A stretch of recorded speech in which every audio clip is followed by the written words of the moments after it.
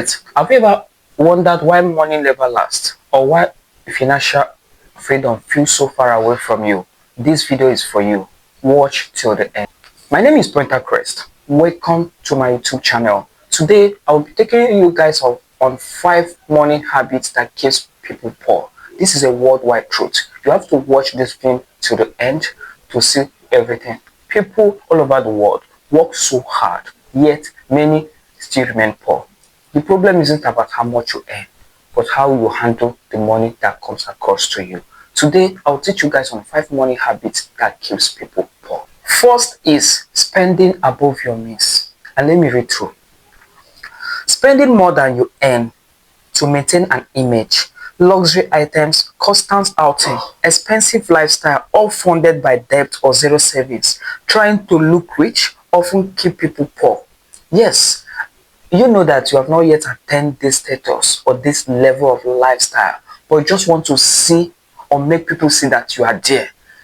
Inside you, you're telling yourself the truth that you are not there, but you just want to portray to make people assume that you have arrived. Meanwhile, you have not arrived. A lot of us says that once there's a new trend, like a new iPhone in town, all of us will start rushing to the store to get an iPhone. Even when you have a working iPhone that has been serving you, they don't even have an issue, but they just want to feel among that they are using one of the latest phone in town. Likewise in Samsung. So spending above your means is even when your friends, they are earning more than you, but they will suggest an outing that you guys would like to contribute some amount of money. You know that you bringing this amount of money will be a financial damage to your savings, but you just don't want them to see you less. Trying to make people not to see you less. Trying to make people see you worth something that you know that you don't worth. It will only result you spending above your means. And by that, this is one of the habits that keeps people poor, even when they are earning high. It doesn't really about you are earning high or you are earning big. It's about how you handle that little ones that come across to you. Secondly is no budget, no financial direction. Yes, a lot of us don't even have budget on our finances or a direction where our money will go if it eventually enters. Yeah, your salary is coming in this month. You're supposed to have a budget or a plan that this is where this amount of money is going. This percentage is going for my savings. This one is going for my necessities. And this one is going for something else. As money is coming in, you are spending it. And not just spending it, a lot will even earn money to pay their previous loan because they end up lavishing the money before the ending of the month for them to receive a newer salary. They've already borrowed a lot of money to still maintain a lifestyle. By the ending of the month, while that money is coming in, they are sending it back to pay up their loan. Do you get it now? Having no financial direction is one of the habits that keeps people broke or poor. So I keep saying it. It's not necessarily about how much you're earning. I'm not earning big. I know there's an inflation everywhere actually, especially in Nigeria, for instance. But there's an amount of money and a percentage you say, this is the amount that is coming in. I am earning 150,000 naira. For instance, for those of us that are in Nigeria, I'm earning 150,000 naira. The 40% of my money or 30% of my money is going for my savings. 50% of my money is going for my necessities. Other ones is going for other things. Do you get it? So you need to have a plan or direction where your money is going to. So if you don't have a plan, you end up lavishing the money or spending it on something that by the end of the day you just notice that this thing that I spent my money isn't worth it.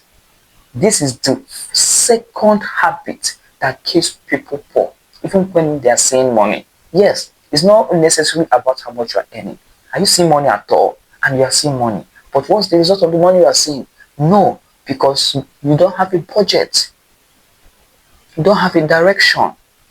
You are in the market buying something and somebody says, this is an amount of money that this thing is. But because say you are with your friends, You don't want them to see you less. Just be like, okay, okay, okay, and you transfer. No, no, no, no, no. If something is beyond your budget, don't feel ashamed or categorically stating that this thing is above my budget. I don't feel anything ashamed about it. You get it?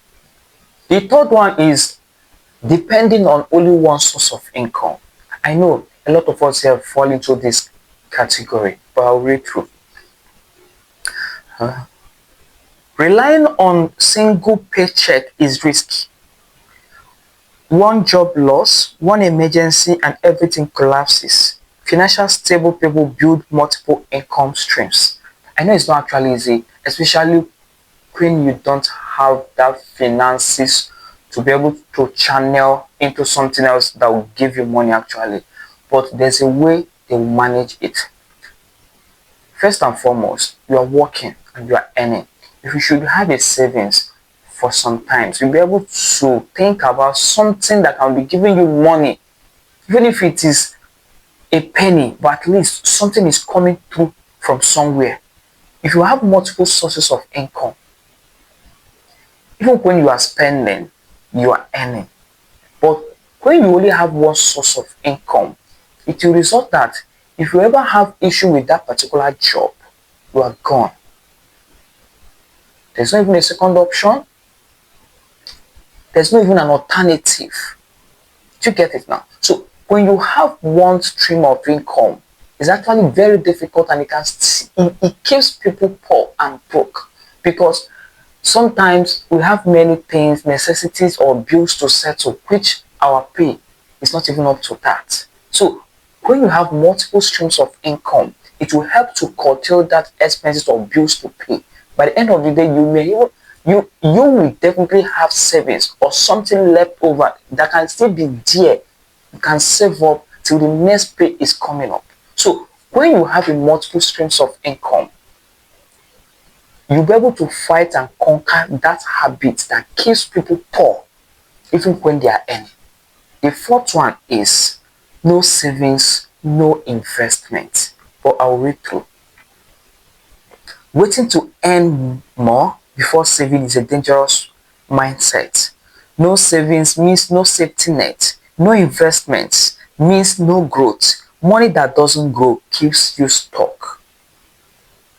I don't even advise you to keep money in the bank. But if you have something to invest on, but due to your money have not reached that amount of thing to invest on, you can save your money in the bank. When it reaches that amount, you can now still invest it. And that's how they do this. We need to have this control mindset.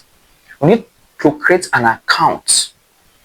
Go to the bank, whatever bank you are using, go to that bank. They will create a subsidiary account, an account under your main account. You will write there and sign that you will not have access to this account.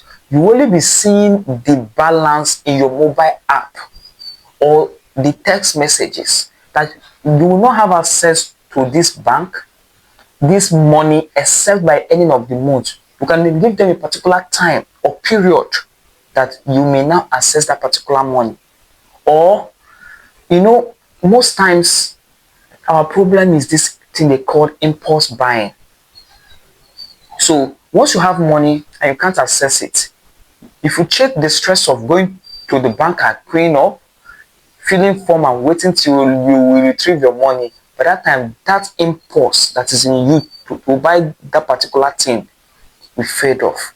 So that's why I always advise, don't ever put your savings in a bank you can easily access.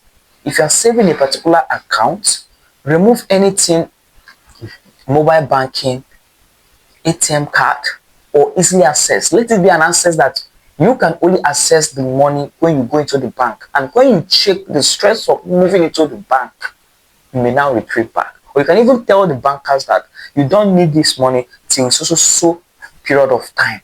And by that time, you will not even access it, no matter what. Your money will be there. You can only be dropping money inside the account, but you can't access it till that particular time have reached. The banks may now allow you to access your money. So if you can actually invest or that you don't have a big money to invest in something tangible, you can save it by this means that I just explained. If not, if you continue saving money in an account that you can easily access, you will end up that you will save money in that thing. The following day, you are collecting money from that your savings and spending it. The last habit that makes people poor, even when they actually earn, is ignoring financial education. A lot of us don't really understand what financial education is. It's not even just about working hard. It's about having the control on how to manage, on how to channel the money that you actually get. So let me read through what financial education means here. Financial education is a process of acquiring the knowledge, skill, and attitude required to understand, manage, and make informed decisions about personal finances, such as budgeting, saving, investing, and debt management. It involves financial well-being by empowering individuals to navigate financial product risk and opportunity effectively. If you can able to acquire this financial education, know that money doesn't come to stay. Money comes and it goes. And when you structure it very well, when you channel that money very well, you will know that that money will actually adapt to stay. But if the money comes and it doesn't have structure, it will definitely flow out. It's just like stream, like water from the stream, it comes and goes. If you channel it to the extent that the water is coming in and it's going in somewhere, you will notice that you have control over it and it will not be able to flow out. That's how money is. If you can acquire this financial education,